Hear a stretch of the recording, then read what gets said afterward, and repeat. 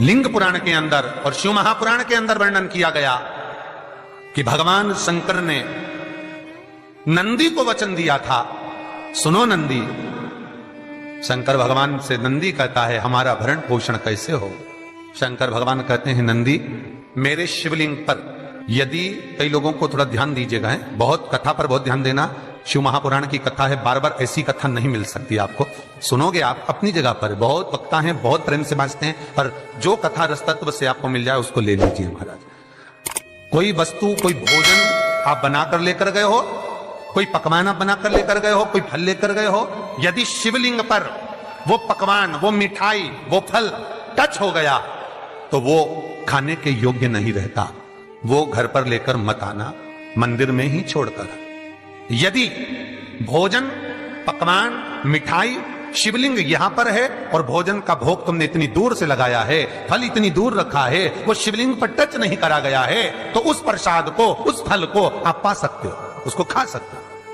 पर जो शिवलिंग पर टच हो गया फिर वो केवल नंदी, श्रृंगी, भृंगी, प्रेतों का, भूतों का, आहूतों का भाग होता है। प्रेत, भूत, आहूतों का, वो फिर खाने योग्य नहीं है। हाँ, यदि नर्मदेश्वर महादेव हैं, नर्मदा जी के जल से कोई शिवलिंग प्रकट हुआ है, नर्मदा जी के जल से, कोई कंकर से, नर्मदा के जल से अगर कोई शिवलिंग प्रकट हुआ है, उस शिवलिंग की स्थापना कहीं पर है या आपके घर में है, तो उसको कुछ भी टच हो जाए वो पा सकते हो, पर बाकी के शिवलिंग को स्पर्श किया हुआ नहीं पा सकते। केवल एक नर्मदेश्वर महादेव नर्मदा के जल से प्रकट हुए। कई लोग पूछते हैं ये सांप है कौन, ये सर्प है कौन, तो उसको बताओ ये भगवान शंकर के गले में जो एक सांप पड़ा हुआ है ये भगवान विष्णु है। और शंकर भगवान के सिर पर जो जटा में सांप दिखता है, वो हाथ में सांप बंधे रहते हैं, वो दो हाथों में, कमर पर, सिर पर, केशों पर जो सांप 5 नजर आते हैं वो, तो बताओ ये शंकर भगवान की 5 लड़कियां हैं, जया, विषहरा, शामरी बारी, दो तली और देव। ये 5 लड़कियां भगवान शंकर के इर्द गिर्द घूमती हैं, आसपास भ्रमण करती हैं, सभी ये शिव की बेटियां भगवान शंकर के साथ भ्रमण करती हैं।